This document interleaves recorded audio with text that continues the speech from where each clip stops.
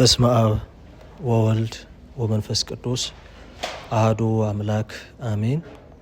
ከሁሉ አስቀድሞ የጠበቀን የመገበን የመራን አምላካችን እግዚአብሔር ስሙ የተመሰገነ ይሁን። በእግዚአብሔር ፍጹም ሰላም እላችኋለሁ። እንደምን ዋላችሁ?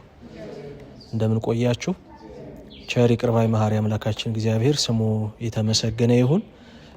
ባለፈው በነበረን ክፍለ ጊዜ እንደምታስታውሱት የተወደደው ሐዋርያ የቅዱስ ጳውሎስን ወደ ዕብራውያን ሰዎች የጻፈውን መልእክቱን ምዕራፍ 1 ከቁጥር 4 እስከ 6 ያሉትን ክፍሎች እየተመለከትን ነበር።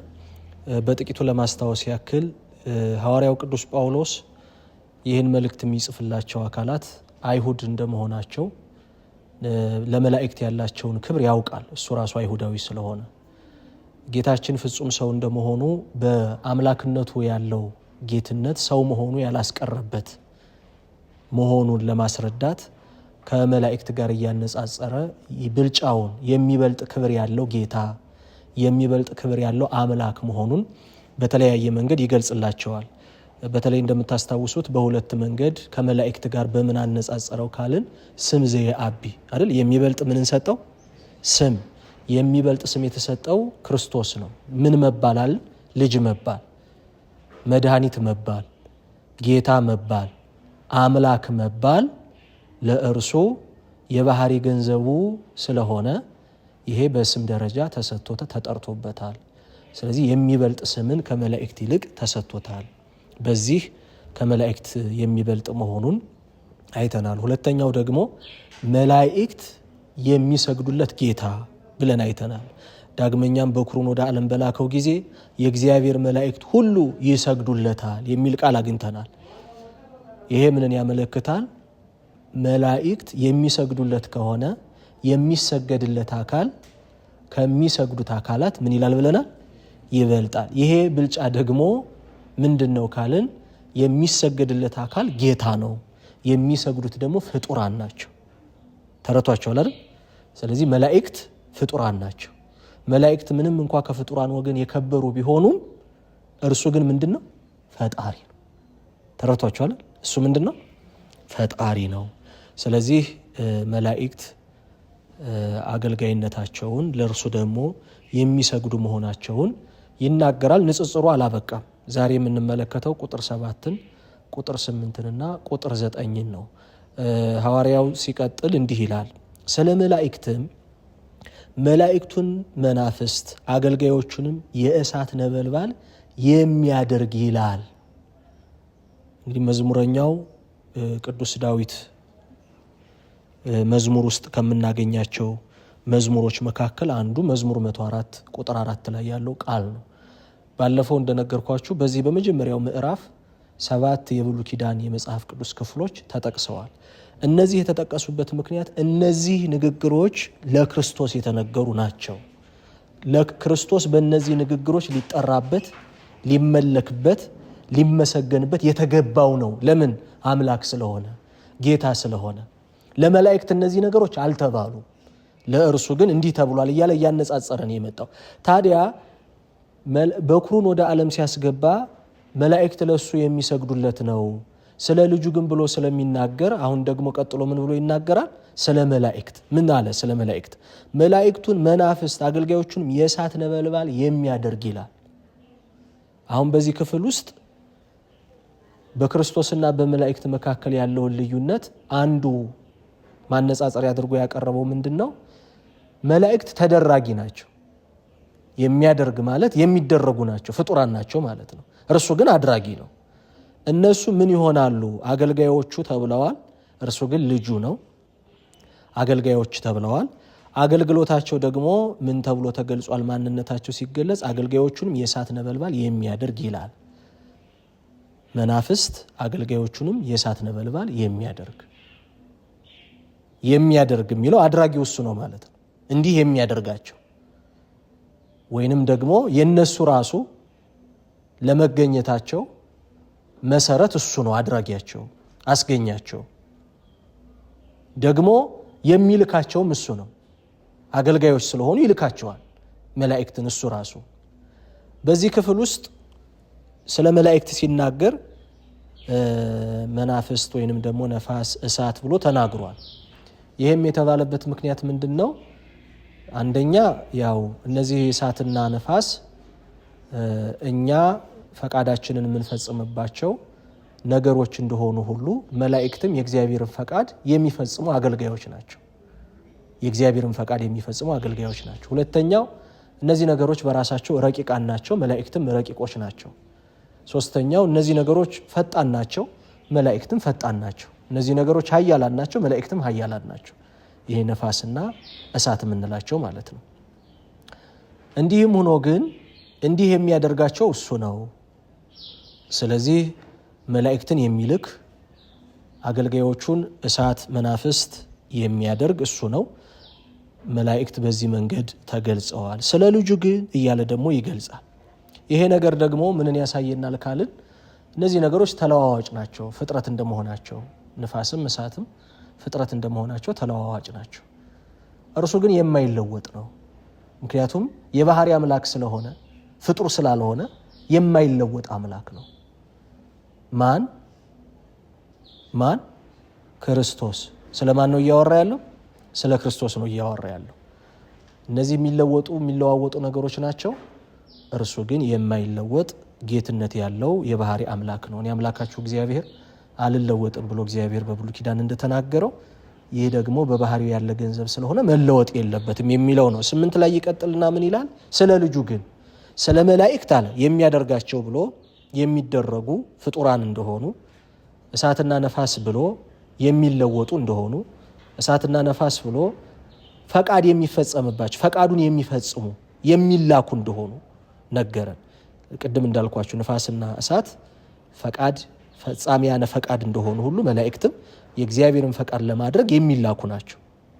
እርሱ ግን ልጁ ነው። ክርስቶስ ግን ለነዚህ ደግሞ አድራጊያቸው ፈጣሪያቸው ነው የሚለውን ይልና ከዛ ስለ ልጁ ግን ስለ መላእክት ብሎ አልነበረ? አሁን ደግሞ ይደግምና ስለ ልጁ ግን አሁንም ክብሩን፣ ልዕልናውን፣ ጌትነቱን፣ ብልጫውን ነው እያሳየ የሚመጣው። ቁጥር 8 ላይ ስለ ልጁ ግን አምላክ ሆይ ዙፋንህ እስከ ዘላለም ድረስ ይኖራል፣ የመንግስት በትር የቅንነት በትር ነው። ስለማን ይሄ የተነገረው? ስለ መላእክት ነው አይደለም። ስለማን የተነገረው? ስለ ልጁ። ምን ተብሎ ተነገረ? የመጀመሪያው አምላክ ሆይ ማን ተብሎ ተጠራ? ማን ነው እንዲሁ ተብሎ የተጠራው? ክርስቶስ። አምላክ ሆይ ተብሎ የተጠራው ማን ነው? ክርስቶስ። ይህ አምላክነቱ ይህ ጌትነቱ የባህሪ ገንዘቡ የሆነ የጸጋ ያይደለ ከባህሪ አባቱ ከአብ ከብርሃን የተገኘ ብርሃን እንደመሆኑ በአብ ብርሃንነት ያለው ሁሉ የእርሱ ብርሃኑ የሆነለት ጌታ ነው ወልድ። ስለዚህ ሲናገር ምን አለ? ስለ ልጁ ግን አምላክ ሆይ ተብሎ ተጠርቷል። እንደምታስተውሉት በመጽሐፍ ቅዱስ በተለይ አሁን በዓለ ሃምሳ ላይ እንደመሆናችን የምናስታውሰው አንድ ታሪክ አለ አይደል? ጌታችን በተነሳባት ዕለት ሳምንት ሐዋርያት በዝግ ቤት በነበሩበት ጊዜ ቶማስ ባለመኖሩ ምክንያት በመጀመሪያው ቀን ጌታ በተገለጸበት ጊዜ ሁለተኛ ተገልጿል አይደል? በተገለጸ ጊዜ ጌታችን እጁን ችንካር ያረፈበትን እጁን የተወጋ ጎኑን አሳይቶ ዳሱ ብሎታል አይደል? ቶማስ ምን አለ? ጌታዬ አምላኬ፣ ጌታዬ ምኔ አምላኬ። ስለዚህ የክርስቶስ ጌትነትና አምላክነት የተመሰከረ ነው፣ የተረጋገጠ ነው። የክርስቶስ ጌትነትና አምላክነት የተመሰከረበት የተረጋገጠባቸው ብዙ መንገዶች አሉ። በብሉይ ኪዳን አንዱ እግዚአብሔር ራሱን እንዲጠራ የሰጠበት ስምና የተገለጸባቸው መንገዶች ክርስቶስ ራሱን ገልጾባቸዋል። አንዱ መለኪያው ይሄ ነው። በደንብ አስተውሉ። አንዱ እግዚአብሔር በብሉይ ኪዳን ራሱን የገለጸባቸው ስሞች አሉ። አንድ እሱ የተገለጸባቸው ማንነቶች አሉ።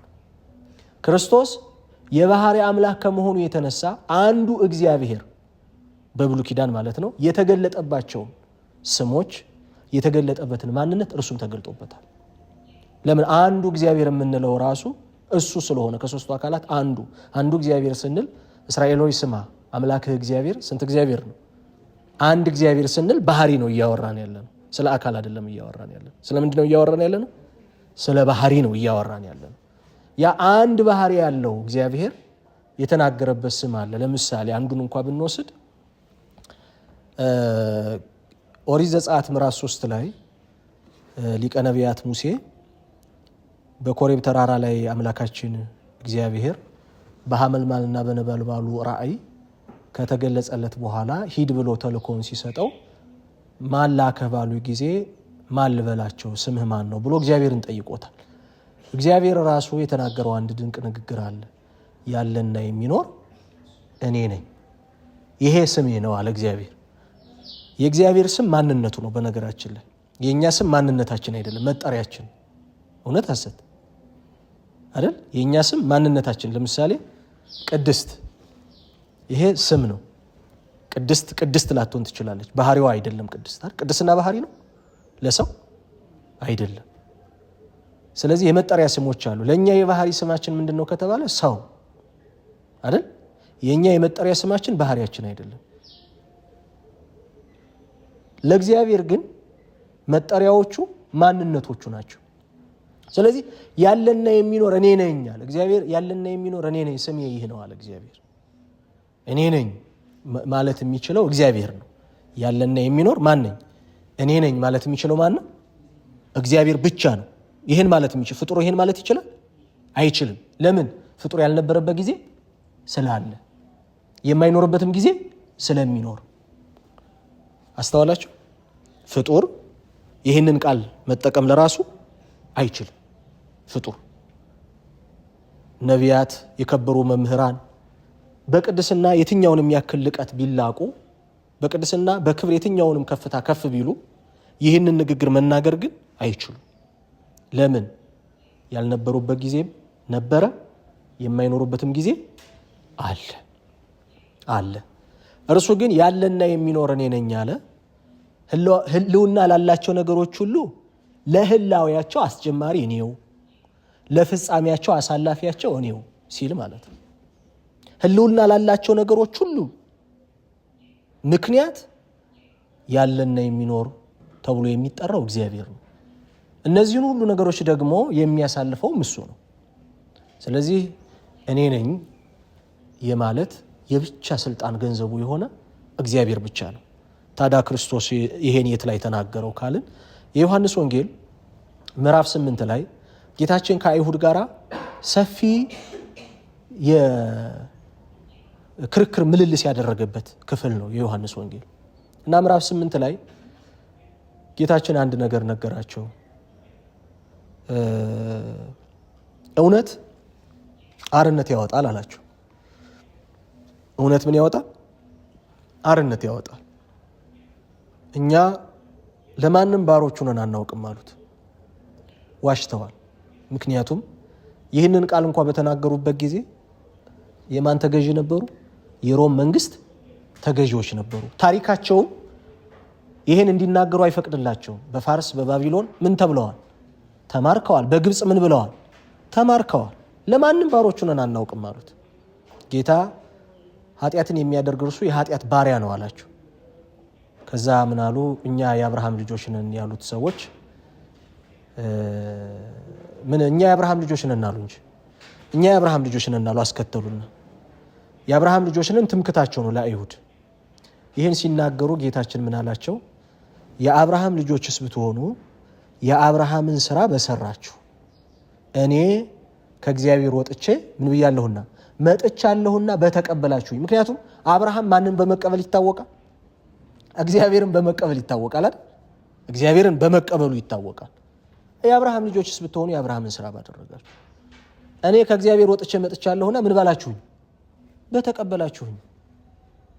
ከዛ ምን አሉ? አይ ከስጋና ከደም አልተወለድንም አሉ። ከስጋና ከደም ፈቃደኛ አልተገኘንም። ምን እያሉ ነው? የማን ልጆች ነን እያሉ ነው? የእግዚአብሔር ልጆች ነን እያሉ ነው። የማን ልጆች ነን አሉ? አይ እናንተስ የእግዚአብሔር ልጆች ብትሆኑ ከእግዚአብሔር ወጥቼ መጥቻለሁና በተቀበላችሁኝ። አብን እናውቀዋለን ብትሉ ከሆነ እኔ ከምታውቁት ከአብ ወጥቼ መጥቻለሁና እኔን በተቀበላችሁኝ ነበረ አላቸው። እናንተስ የአባታችሁን የዲያብሎስን ስራ ምን ትላላችሁ? ትሰራላችሁ አላቸው። አብርሃም ቀኔን ያይ ዘንድ ወደደ፣ አየም ደስም አለው ሲላቸው፣ እንዴ አንተ ገና 40-50 ዓመት ያልሞላህ እንዴት አብርሃም ቀኔን ያይ ዘንድ ወደደ ትላለህ? ቃሌን የሚሰማ የዘላለም ሕይወት ይኖረዋል ቢሞት እንኳን ለዘላለም ይኖራል ሲላቸው እንዴ አብርሃምስ እንኳን ሞተ አባቶቻችን አንተ እንዴት እንዲህ አይነት ቃል ትናገራለህ አሉ። በነገራችን ላይ አይሁድ በተለይ ከክርስቶስ ጋር ሰፊ ምልልስ ያደረጉት ክርስቶስ የሚናገረውን ነገር በመረዳት ችግር የለባቸው። ምን እያለ እንደሆነ በመረዳት ችግር የለባቸው። በማመንና በመቀበል ነው ችግር ያለባቸው። የተረዱትን ነገር አምነው ምን አይሉ። ስለዚህ ክርስቶስ የሚናገረው እያንዳንዱ ነገር ምን እያለ እንደሆነ ያውቃሉ፣ ይረዳሉ። ስለዚህ ይሄን ሲናገር ምን እያለ እንደሆነ ገባቸው። ቃሌን የሚሰማ ቢሞት እንኳን በሕይወት ይኖራል የሚለው ቃል ማን ሊናገረው እንደሚችል ያውቃሉ። አንድ ጊዜ ታስታውሳላችሁ አይደል? አንድን ጣራ ጦባ አንስተው ሽባ ባልጋ ላይ የነበረ ሽባ ባልንጀሮቹ ካስገቡ በኋላ አንተ ልጅ ኃጢአት ተሰረየችልህ ተነሳ አልጋህን ተሸክመህ ሂድ ሲል በዛ መካከል የነበሩ ከአንዱ ከእግዚአብሔር ኃጢአትን ሊያስተሰርይ ከሚችለው በቀር ኃጢአትን ይቅር ሊል የሚችለው ማን ነው ብለው አጉረመረሙ ይላል። ትክክል እኮ ነው። አሁን ይሄ ንግግር ትክክል ነው።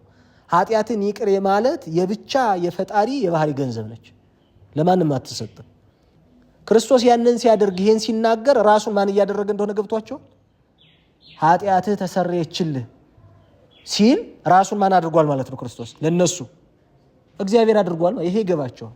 ስለዚህ ምን አሉ? ከአንዱ ከእግዚአብሔር በቀር ኃጢአትን ይቅር ሊል የሚችል ማን ነው? ስለዚህ እንደ ስድብ ቆጠሩት ማለት ክርስቶስ ልክ ይሄን ሲናገር ክርስቶስን አምላክ ጌታ ብለው ስላልተቀበሉት ይሄን መናገሩን ግን እንደምንድን ነው እየወሰዱት የነበረው? እንደ ስድብ ለእግዚአብሔር የሚገባውን ነገር ለራሱ ምን እንዳለ እንደወሰደ አድርገው ቆጠሩት ማለት ነው። የሚናገረውን ነገር በመረዳት ክፍተት የለባቸውም የምንለው ለዚህ ነው። ከዛ እንዴት አንተ 50 ዓመት እንኳን ያልሞላህ እንዲህ ትላለህ ብለው ሲናገሩ ጌታችን ምን አለ? አብርሃም ሳይወለድ እኔ አለሁ። ይህንን ስም እግዚአብሔር ለባሪያው ለሙሴ ያለና የሚኖር እኔ ነኝ ያለውን ስም ቀጥታ ክርስቶስ አብርሃም ሳይወለድ እኔ አለሁ ብሎ ምስጢራዊም በሆነ ቃላዊም በሆነ መንገድ ምን አደረገው ማለት ነው? ተጠቀመበት። አብርሃም ሳይወለድ እኔ አለሁ ማለት ምን ማለት ነው? ጉዳዩ ላይ ንግግሩ ላይ አብርሃም ስለተነሳ እንጂ አዳም ተነስቶ ቢሆን ኖሮ እግዚአብሔር ሊል የሚችለው ነገር ክርስቶስ ሊል የሚችለው ነገር ምን ነበር?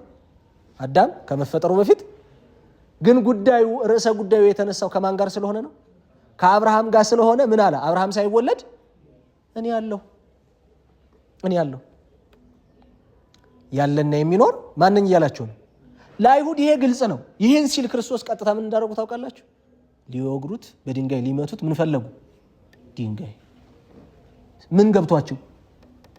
እንደውም አንድ ወቅት ጠይቋቸዋል አይደል? ስለማንኛቸው ስራዬ ነው የምትወግሩኝ? ራስህን አምላክ ምን ስለማድረግ ሰው ስትሆን ራስህን ከአምላክ ጋር ምን ስለማድረግ ስለማስተካከልህ ብለው እኮ ተናግረዋል። ምን ገብቷቸዋል ማለት ነው? ክርስቶስ የሚናገራቸው ነገሮች በብሉይ ኪዳን ከሚያውቋቸው እግዚአብሔር ራሱን ከገለጠባቸው ነገሮች ጋር ቀጥተኛ የሆነ ግንኙነት አላቸው።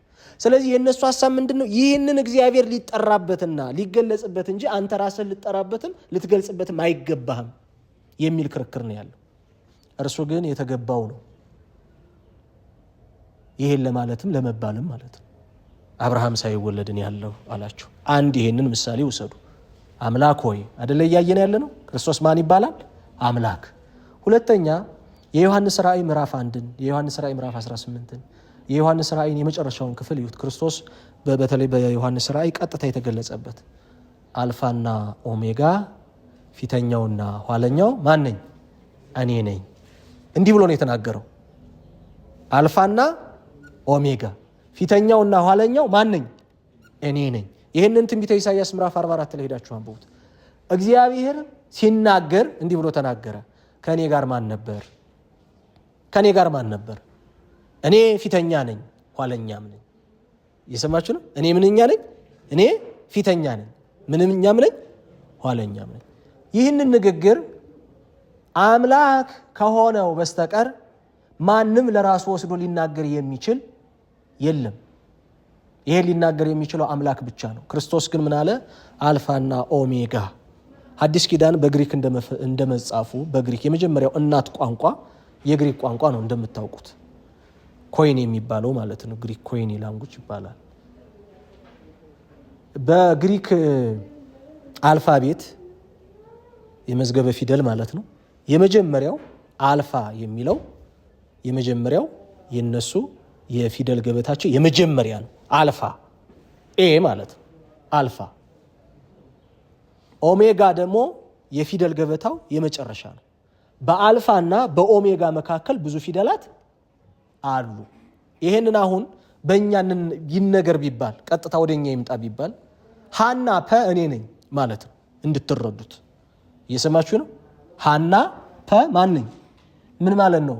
ከሃ የሚቀድም ፊደል አለ፣ ከፐ የሚከተል ፊደል አለ። ፊደላት ሁሉ በምን ውስጥ ነው ያሉት? በማንና በማን ውስጥ ነው ያሉት? በሃና በፐ ውስጥ ነው ያሉት። ምን እያለ ይሆን? ከሃ ቀድሞ ያለ ፊደል እንደሌለ ሁሉ ከፍጥረት በፊት ቀዳማዊ ዘመን የማይቆጠርለት የዘመናት ጌታ ዘመናትን የሚያስረጅ አምላክ ከሁሉ አስቀድሞ የነበረ ሁሉን ደግሞ አሳልፎ የሚኖር እንደመሆኑ የመጀመሪያው ተብሏል። ፊተኛ ዘመን ከመኖሩ አስቀድሞ በህላዌ ጸንቶ ከዘላለም የነበረው እሱ ነቢየ እግዚአብሔር ቅዱስ ዳዊት እንደተናገረው አንተ ከዘላለም ምንድነህ አለ? ንጉሥ ነህ። የሚነግስበት ሀገር፣ ዙፋን፣ ህዝብ መኖሩ አይደለም እሱን ጌታ ያስባለው። በዚህ ምድር ላይ ያሉ ተሿሚዎች፣ ነገስታት፣ ባለስልጣን ለመባል የሚሰለጥኑበት፣ ገዢ ለመባል የሚገዙት፣ አስተዳዳሪ ለመባል የሚያስተዳድሩት ወሰን ያስፈልጋቸዋል። እውነት አሰት ያለዚህ እነዚህ ንግግሮች ምንም ዋጋ የላቸው። ለእግዚአብሔር ግን የባህሪ ገንዘቡ ስለሆነ እርሱ ዓለማትም ሳይኖሩ የዓለማት ሁሉ ጌታ ነው። የባህሪ ገንዘቡ ስለሆነ ጌትነት የሚሰለጥንበት ዓለም ፍጥረት ሳይኖር ስሉጥ ነው። በባህሪው የሚመነጨው የባህሪ ገንዘቡ ከሱ ውጭ ካለ ነገር አይደለም። የፍጥረት ኃይል የሚመነጨው ከኛ ውጭ ካለ ነገር ላይ ተመስርቶ ነው የሚመነጨው። የእርሱ ግን የራሱ ነው፣ ከሌላ የሚወስደው አይደለም።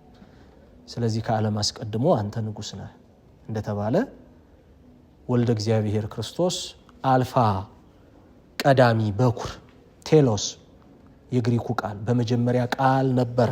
ቴሎስ ቀዳማዊ በኩር ህልውና ላላቸው ነገር ሁሉ ለህላዊያቸው መሰረት እሱ ነው። ከዛ ደግሞ ኋለኛ ብሎ ይህን ሁሉ ደግሞ አሳልፎ ጸንቶ የሚኖር ጌታ ስለሆነ ይሄ ተገልጿል። ስለዚህ ምን ብያቸዋለሁ ቅድም? የክርስቶስ ጌትነትና አምላክነት በእነዚህ ነገሮች በብሉይ ኪዳን ለባህሪ አምላክ ለእግዚአብሔር ራሱ እግዚአብሔር ራሱን የጠራባቸውን መንገዶች፣ ስሞች፣ መጠሪያዎች እሱ ተጠርቶበት ተመስግኖበት የባህሪ ጌትነትና አምላክነቱ ተገልጿል። እግዚአብሔር እረኛዬ ነው ተብሏል። ማን እረኛዬ ነው? እግዚአብሔር እረኛዬ ነው ተብሏል። መዝሙር 22 ማለት ነው። እሱ ራሱ ደግሞ ለበጎቹ ራሱን መብልና መጠጥ አድርጎ የሰጠው መሰማሪያ ክርስቶስ፣ የበጎች እረኛ ክርስቶስ ምን አለ? እውነተኛ የበጎች እረኛ ማን ነኝ? እኔ ነኝ አለ። ሌላው ሶስተኛው የባህሪ ጌትነትና አምላክነቱን የገለጸው በምንድን ነው ካልን ማንም ፍጡር ሊሰራው የማይችለውን ነገር በመስራቱ የጌትነቱ አምላክነቱ ተገልጿል። አንድ ሁለት ልግለጽላችሁ። ዮሐንስ ወንጌል ምዕራፍ 9 ምንም ዓይን ያልነበረው ከምድር አፈር ምራቅን ትፍ ብሎ ልሙጥ በሆነው ግንባሩ ላይ የዓይን ምልክትን ሰርቶ ዓይን የፈጠረለት እንደውም ቅዱስ ኤፍሬም ሶርያዊ ምን ይላል?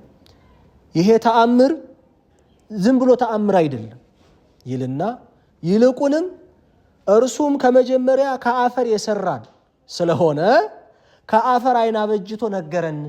መጀመሪያም ከምን የሰራን እሱ ነው? ከአፈር የሰራን እሱ ነው። አካሎቻችንን ከአፈር ያበጃቸው እርሱ ነው። አሁንም ቢሆን በዚህ ተአምር ውስጥ ከአፈር ምራቅን እንትፍ ብሎ ዓይን ማብጀቱ ጥንትም ቢሆን አካላችሁን በጥንተ ተፈጥሮ ከምድር አፈር ያበጀኋችሁ ማን ነኝ ሲል ነው? እኔ ነኝ ሲል ነው። ከአለት ላይ ውሃ ማፍለቅን ማን ይችላል? ልሙጥ ከሆነ ግንባር ላይስ አይን መስራትን ማን ይችላል? እግዚአብሔር ከእርሱ ጋር ከሆነለት በስተቀር አንተ የምታደርጋቸውን እነዚህን ተአምራት ሊያደርግ የሚችል ማንም የለም አለ። ማን? ኒቆዲሞስ።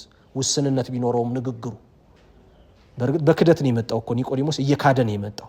ክርስቶስ ግን ወደ እምነት አሳደ። ምንድን ነበር ክደቱ የኒቆዲሞስ? አምላክ ጌታ ሲሆን ሳለ ልክ ከነቢያት ከመምህራን ጋር ሆኖ እግዚአብሔር ተአምር እንደሚያደርግ አይነት አካል ቆጥሮት እግዚአብሔር ከእርሱ ጋር ካልሆነለት በስተቀር አንተ የምታደርጋቸውን ሊያደርግ የሚችል የለም። በተቃራኒ ምን እያለው ነው? ማን ከማን ጋር ነው እያለው ነው? እግዚአብሔር ልክ እንደ ነቢያት እንደ መምህራን ማለት። ክርስቶስ ግን ቀስ አድርጎ አሳድጎታል ኒቆዲሞስ። ይሁን ግን ምን ልላችሁ ፈልጌ ነው፣ ተአምራቱ በተለይ ዮሐንስ ወንጌላዊ የጠቀሳቸው ተአምራት በቀጥታ ጌትነቱን የሚገልጹ ናቸው። ለዚህ ሌሎቹ ወንጌላውያን ያልጠቀሷቸው 7 ተአምራት አሉት። ማን የጠቀሳቸው? ዮሐንስ ወንጌላዊ ብቻ የጠቀሳቸው። ማየቃናው ተጠቅሷል ሌላ ቦታ ላይ። ዮሐንስ 5 ተጠቅሷል ሌላ ቦታ ላይ ተጠቅሷል ወይ? ዮሐንስ 4 ዮሐንስ 9 አልተጠቀሰም። አታገኙትም ሌላ ቦታ። ይሄ የሱ ጌትነት አምላክነት የተገለጸ። ስለዚህ አምላክ ሆይ መባል የባህሪ ገንዘቡ ስለሆነ ለእርሱ የተገባው ነው። ስለዚህ ቅዱስ ጳውሎስ አምላክ ሆይ ስለ መላእክት የተናገረውን ተናገረና ስለ ልጁ ግን አምላክ ሆይ አለና ደግሞ ዙፋንህ እስከ ዘላለም ድረስ ይኖራል፣ የመንግስትህን በትር የቅንነት በትር ነው። የመንግስትህን በትር የጽድቅ በትር ነው። በነገራችን ላይ የሐዋርያ ቅዱስ ጳውሎስን መልእክት ማጥናት መማር ማለት ነገረ ክርስቶስና ነገረ ድህነትን መማር ማለት ነው። ነገረ ክርስቶስ who he is ማን ነው የሚል ነው አይደል? ማን ነው የሚለውን ጥያቄ የሚመልስ። ነገረ ድህነት what he does ምን አደረገ የሚለውን ጥያቄ ምን የሚል ነው? የሚመልስ ነው። ሁለቱም ነገረ ክርስቶስ ሊሆኑ ይችላሉ። በሚያነሷቸው ጥያቄዎችና በሚመልሷቸው መልሶች ግን ይለያያሉ። ነገረ ክርስቶስ ማንነቱ ላይ ትኩረት ያደረገ ትምህርት ነው። ነገረ ድህነት ግን ምን አደረገ? ነገረ ስጋዊ ላይ ፍጹም ሰው ሆነ፣ ተዋህዶ ተገለጸ፣ በተዋህዶ ተገለጸ እንላለን። ነገረ ድህነት ግን ለምን የሚለውን መልስ የሚመልስ ለምን የሚለውን መልስ የሚመልስ። ስለዚህ የሐዋርያው ቅዱስ ጳውሎስ መልእክታት ነገረ ክርስቶስና ነገረ ድህነት ያለባቸው ናቸው። በሰፊው ነገረ መለኮት የሚለው ሰፊው ጉዳይ እንደተጠበቀ ሆኖ ማለት ነው። ስለዚህ ሲናገር ምን አለ? የዘላለም ዙፋን ያለው ጌታ እንደሆነ መንግስቱ የሚያልፍ ሳይሆን የማያልፍ መንግስት ያለው አምላክ መሆኑን ይናገራል። ምን በማለት? ዙፋንህ እስከ ዘላለም ድረስ ይኖራል። ፍጡራን በዙፋን ላይ ቢነግሱ በመንግስት ላይ ገዢዎች ቢሆኑ መንግስቱ ያላለፈበት ገዢ የለም ከፍጡራን ወገን። እውነት ሐሰት? ዓለም በታሪኳ ታላላቅ የምትላቸው ዓለምን በብርክ አንቀጥቅጠው የገዙ ገና በወጣትነት እድሜያቸው የት ሊደርሱ ይሆን የተባሉ እነ ታላቁ አሌክዛንደር ሳይቀር ገና በወጣትነት እድሜያቸው እስከ ህንድ ውቅያኖስ ድረስ ሂደው ገዝተዋል እኮ። አፍሪካ ሳይቀር አሁን ለምሳሌ ግብጽ ኮፕቲክ አሌክዛንደር የምንላት በማን ስም ነው? በሱ ስም እኮ ስለተሰየመች አሌክዛንደር የምንላት። ያልገዛው ምን አለ? በጣም ከፍተኛ ክፍለ ሀገራትን ገዝቷል። በሐዲስ ኪዳን መጻሕፍት የምናገኛቸው ወደ ፊልጵስዩስ የሚለው መልእክት በአባቱ ስም የተሰየመች ከተማ ነች፣ ሀገር ነች። በጣም ሰፊ መልክዓ ምድርን የገዛ የግሪክ መንግስትን ከአባቱ በኋላ ያሰፋ ታላቅ ንጉስ ነበር። እንደ ዳዊት 40 ዓመት የነገሰ በመንግስቱም የእግዚአብሔር ጽድቅ የተገለጠበት ነቢይ ሆኖ ያገለገለ ማን አለ? ግን መንግስቱ አልፏል። ምክንያቱም የፍጡር መንግስት ስለሆነ። ስለዚህ በአባቱ በያዕቆብ ዙፋን ላይ ይነግሳል። ለመንግስቱም ምን የለውም? ፍጻሜ የለውም። በብሉይ ኪዳን የተነገረውን መጋቤ ሐዲስ ተብሎ የሚጠራው መልአክ ቅዱስ ገብርኤል ወደ እመቤታችን ብስራትን ይዞ በሄደ ጊዜ መንግስቱ ዘኢይሐልቅ ዘኢይሐልፍ የማያልቅ የማያልፍ መንግስቱ ምናዊ የሆነ ዘላለማዊ። ለምን? የተገኘ አይደለም፣ የተቀበለው የጸጋ አይደለም፣ የባህሪ ገንዘቡ ስለሆነ ማንም ከርሶ ፈጽሞ ሊወስድበት የሚችል አይደለም። ነቢየ እግዚአብሔር ቅዱስ ዳንኤል ናቡከደነጾር ያየውን ህልም በፈታ ጊዜ ናቡከደነጾር አንድ ከፍተኛ የሆነ ምስል አይቶ ነበር። ራሱ የወርቅ የሆነ፣ ደረቱ የብር የሆነ፣ ወገቡ የናስ የሆነ፣ ጉልበቱ የብረት የሆነ፣ እግሩ የሸክላ የሆነ፣ እነዚህ ሁሉ ያሉት አንድ ግዙፍ ምስል አየ። ግን ከአንድ ተራራ የተፈነቀለ አንድ ድንጋይ መጣና ያንን ግዙፍ ምስል ምን ሲለው አየ? ሲመታውና ሲወድቅ አየ። ያ ጥቂት ሆኖ ከተራራ ወርዶ የመጣው ከፍ ብሎ በመጠኑ በልዕልናው ያየዋል። ግን ያ የነበረው ከወርቅ ምስል ጀምሮ እስከ ሸክላ ታችኛው ድረስ የነበረው ያልፍ። እነዚህ የምድር መንግስታት ናቸው። ኃያላን የሚባሉ ከወርቁ ራስ ጀምሮ ከባቢሎን መንግስት ጀምሮ፣ ከዛ የግሪክ መንግስት የወርቁ፣ ከዛ የሮም መንግስት የብረቱ። በጣም ብረት የተሰየመበት ምክንያት በኃይል በጭካኔ የገዛ ስለሆነ። ከዛ ደግሞ ያው የሸክላ መንግስት አለ። ምናልባት የአፍሪካ መንግስት ሊሆን ይችላል እሱ ለመፍረስ ብዙ ዕድሜ አይፈጅበት። ግን እነዚህ ኃያላን መንግስታት ናቸው። እነዚህ የፈሩ መንግስታቸው ምን ይላል ማለት ነው? ያልፋል። ስለዚህ ናቡከደነጾር ህልሙ ሲፈታለት በእውነት የጽድቅ አምላክ መንግስት ምንም አይል ብሎ አመሰገነው እግዚአብሔርን። መንግስቱ የማያልፍ መንግስት ብሎ አመሰገነው።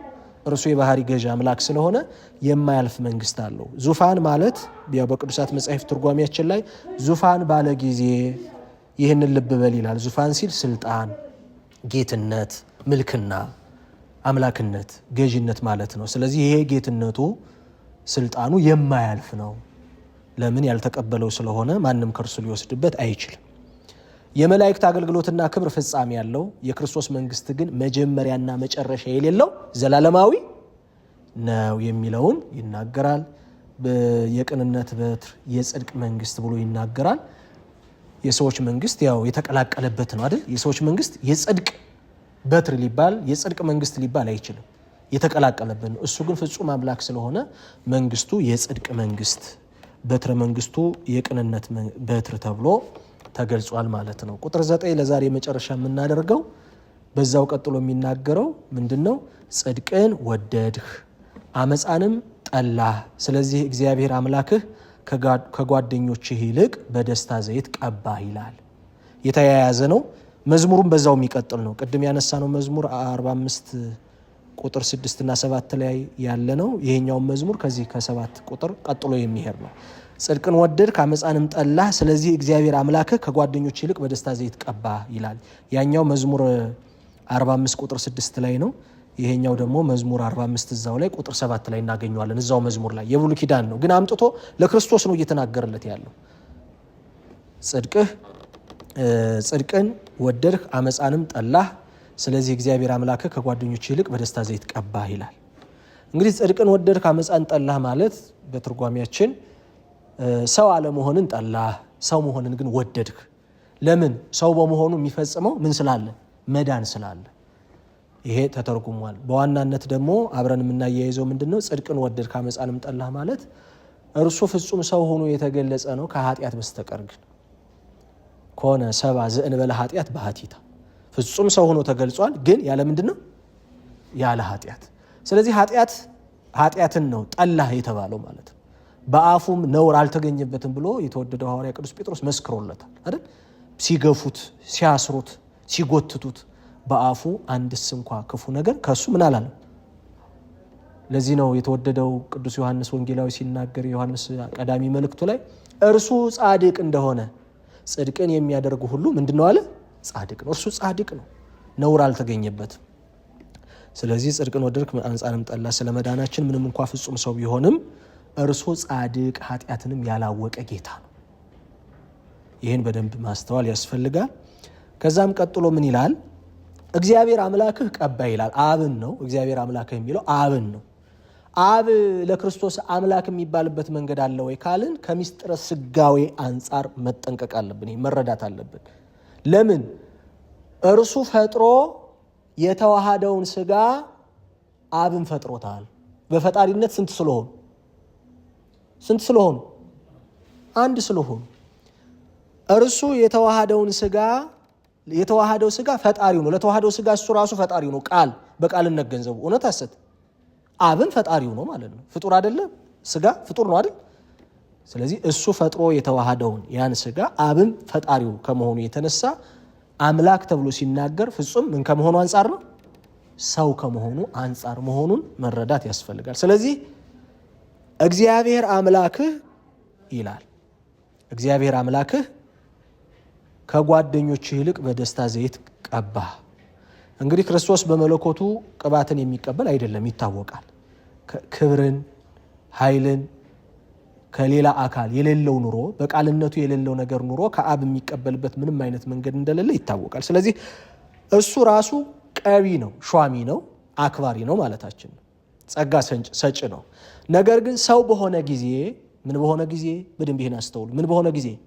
ሰው በሆነ ጊዜ ስጋ ያልነበሩትን ነገሮች ከቃል ጋር ከመዋሃዱ የተነሳ አብ ቀባኢ ተብሎ፣ ወልድ ተቀባኢ ተብሎ፣ መንፈስ ቅዱስ ቅብ ተብሎ በነገረ ድህነት አብ ወልድ መንፈስ ቅዱስ በአንድነት የሰው ልጅ መዳን የሚፈጽሙ ለመሆናቸው የፈጸሙ ለመሆናቸው ከተገለጸባቸው ቃላት መካከል አንዱ ይሄ ነው።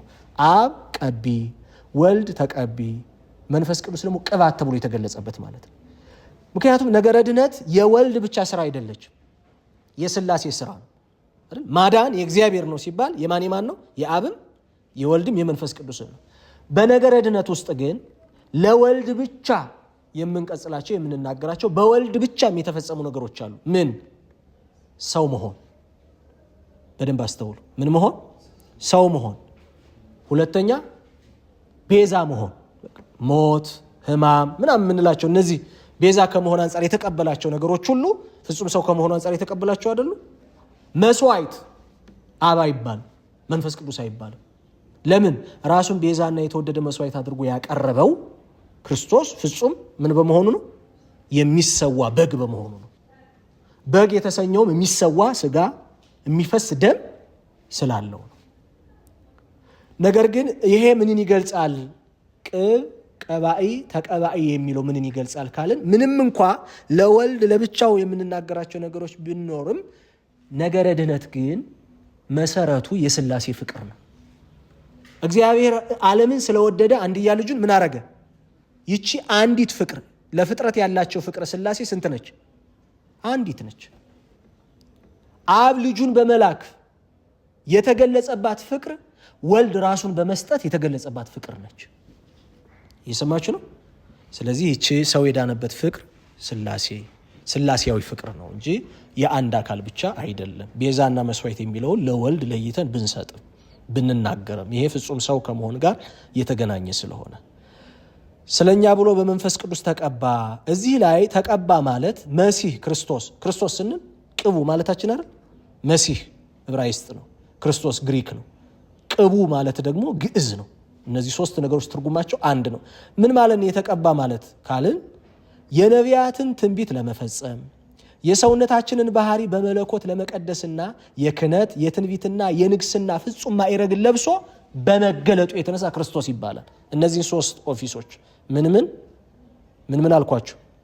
ትንቢት፣ ክህነት፣ ንግስና።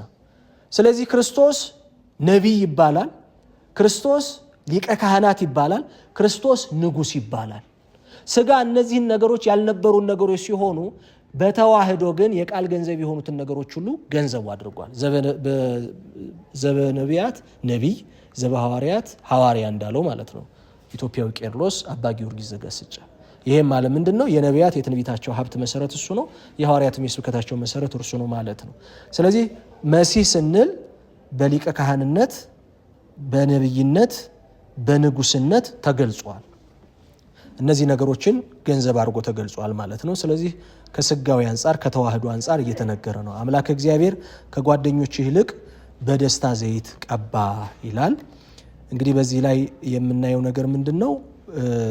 ጓደኞች፣ ባልንጀሮች ከጓደኞች ይልቅ እያነጻጸረ ስለሆነ ጓደኞች እነማን ናቸው ካልን ቅዱስ ቄርሎስ፣ ቅዱስ ዮሐንስ አፈወርቅ ይሄን ነገር ስለኛ ወይንም ደግሞ ስለ ሰው ልጆች ነው ብለው ተናግረዋል። ጓደኞች የተባሉት ባልንጀሮች የተባሉት እኛ ነን፣ የሰው ልጆች ነን። ከጓደኞች ይልቅ የሚለው እኛ የተቀበልነው ጸጋ ተከፍሎ አለበት፣ ውስንነት አለበት። እርሱ ግን በመንፈስ ቅዱስ የባህሪ ገንዘብነት ያለው የእርሱ ገንዘቡ ስለሆነ ተከፍሎ የለውም። ያለው የመንፈስ ቅዱስ በመንፈስ ቅዱስ ባህሪ ውስጥ ያለው ነገር ሁሉ እርሱ ጋር በምላት አለ፣ እኛ ጋር በተከፍሎ ነው ያለው። ስለዚህ ከጓደኞች ይልቅ በደስታ ዘይት ቀባ። የደስታ ዘይት የተባለው ማን ነው ማለት ነው? መንፈስ ቅዱስ ነው። መንፈስ ቅዱስ ነው። በርግብ አምሳል በጌታችን ኢየሱስ ክርስቶስ ላይ ምን ብሏል? መንፈስ ቅዱስ በርግብ አምሳል ሆኖ ታይቷል አይደል? ያ ነው። ስለዚህ ምን እያልን ነው? ጓደኞች ወይም ባልንጀሮች የተባሉት እኛ ደቂቀ አዳም ወይ የሰው ልጆች ነን። ክርስቶስ በፍጹም ሰውነቱ የኛ ባልንጀራ ተብሏል። ሁለተኛ ምዕራፍ ላይ ቁጥር 11 ላይ የምናገኘው ወንድሞች ተብሎ የተገለጹ አሉ። ያው ፍጹም ሰው ከመሆኑ አንፃር የተነገረ ነው። ነገር ግን እኛ መንፈስ ቅዱስን በልክና በጸጋ ስንቀበል እርሱ ግን ከባልንጀሮቹ ይልቅ ያለ ልክ የባህሪ ገንዘቡ በሆነው ከመንፈስ ቅዱስ ባህሪ የጎደለበት ነገር የለም። ምን ያለበት ነገር የለም። አሁን ከስጋዊ አንፃር ነው እየተናገርን ያለነው። በደንብ ተረዳችሁት አይደል? ስጋ ያልነበረውን ነገር ምን አድርጓል እያልን ነው? ገንዘቡ አድርጓል እያልን ስለሆነ ከጓደኞች ይልቅ ማለት ከሌሎች ሰዎች ይልቅ እኛ በጸጋ ከመንፈስ ቅዱስ የምንቀበላቸው ሀብታት አሉ፣ ጸጋዎች አሉ። እርሱ ግን ከጓደኞች ይልቅ ከሌሎች ሰዎች ሰው ሆኖ የለ በባህሪው የሰውነት ባህሪ ካላቸው የመንፈስ ቅዱስን ጸጋ ከተቀበሉት ሰዎች ይልቅ በደስታ ዘይት ቀባኸው ማለት በባህሪ መንፈስ ቅዱስ ያለው ነገር ሁሉ የባህሪ ገንዘቡ እንዲሆን አደረክ ማለት ነው ከኛ አንፃር ሲነጻጸር። ስለዚህ በጥቅሉ በዚህ ክፍል ውስጥ በቁጥር 7 በቁጥር 8 በቁጥር 9 ኢየሱስ ክርስቶስ ከመላእክት ሁሉ በላይ የላቀ የባህሪ አምላክ መሆኑን፣ ስልጣኑና መንግስቱ መለወጥ የሌለበት ዘላለማዊ መሆኑን፣ ሰው በሆነ ጊዜም ፍጹም አምላክነቱን ሳይለቅ እኛን ለመቀደስና ለማዳን ሲል የተቀባው መሲህ ሆኖ ምን ማለቱን መገለጡን፣ በስሙም ተጠርቷል። ራሱን ማን ተብሎ ተጠርቷል? ክርስቶስ ማለት የተቀባ ማለት ነው። እነዚህን ነገሮች ይዞ የተገለጠ ማለት ነው። ነብይነትን፣ ክህነትን፣ ንግስና እነዚህን 3 ነገሮች ይዞ ምን ያለ የተገለጸ ማለት። መዳናችንም የተፈጸመው በእነዚህ ነገሮች ነው በነገራችን ላይ እና በዚህ የተወደደው ሐዋርያ ቅዱስ ጳውሎስ የክርስቶስን ብልጫ ይበልጣል የሚለውን ሐሳብ እንዲህ እያደረገ እያነጻጸረ ይቀጥላል። ቀሪ ክፍሎች ደግሞ እስከ 14 ያሉት ፈጣሪነቱን በተፈጠሩት ፍጡራን ማንነት አንጻር እያነጻጸረ በሚገርም ሁኔታ ይገልጻል። እሱም በቀጣይ ክፍለ ጊዜ አይተን ወደ ምዕራፍ 2 እንሸጋገራለን።